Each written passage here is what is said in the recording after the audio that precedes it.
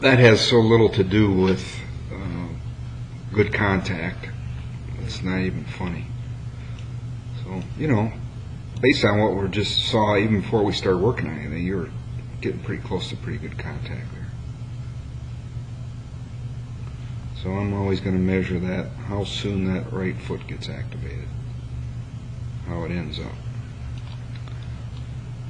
And we start getting a little more specific here. How soon should the right foot get activated? Well, I don't know that there's one set rule for everyone, but in my world, for you,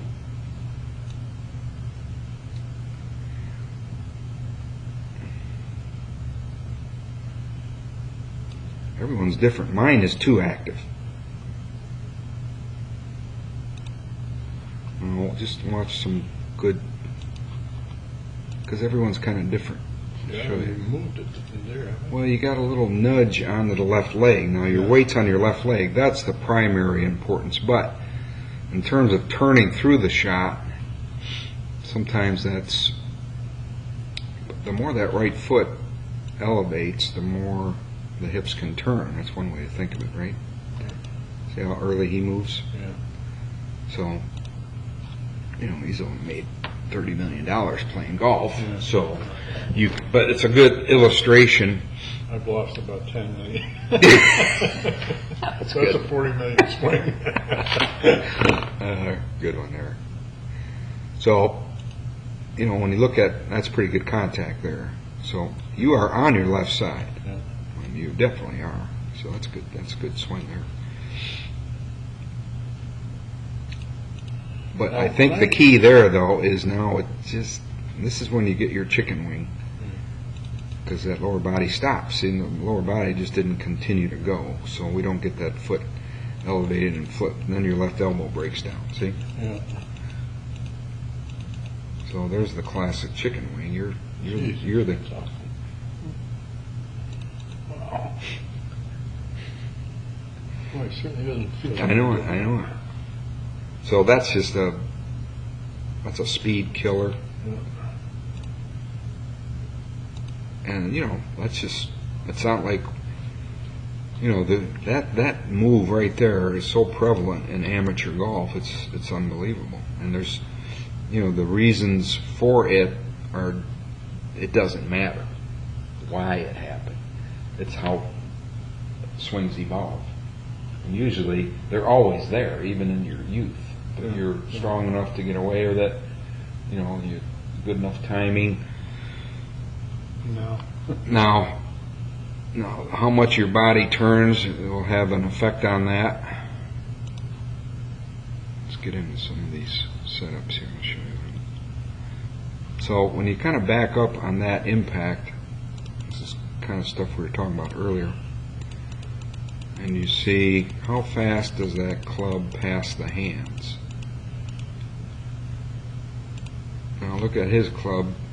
His hands are going to stay with that club longer because they're good. That's what we call compressing it, right?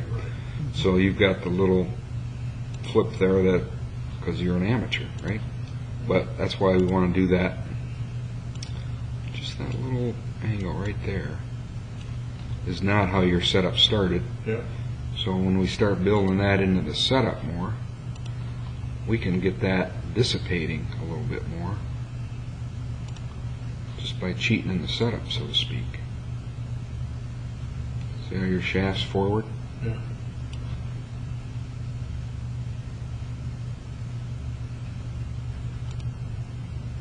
And even on these, see how that looks really good there. Now you feel like your hand's way out here, right? And that's a pretty good setup right there. And then they'll be more forward as the ball position changes. When you get more to the iron in the middle of your stance, we should see a little bit more of a forward angle. So right here I'd like to see a little bit more of the top of your glove though. See the top of your glove's kind of going towards the target. Yeah. You can see it up in the air more. So your fear of that hook, which is, remember when we first got you over here, I said the sucker's going over there, and it did.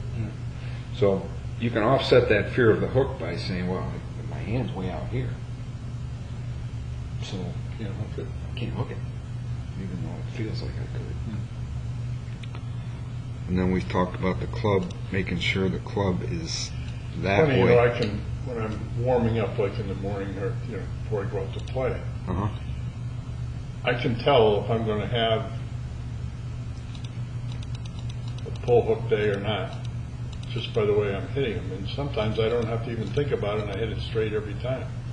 Other times I'm trying everything in the world except the right thing to stop it. And So can't seem to. would you say that you would Now would you view the hook as your worst shot now? Well, they're pulls too. Right. Pulls and hooks, I mean, not, Well, yeah. like I won't hook an 8-iron that much, Right. but I'll start at 30 yards left and it stays there. Right. This is the green. Well, that's When more. I'm trying to hit a 110 or 20 yard shot. Yeah.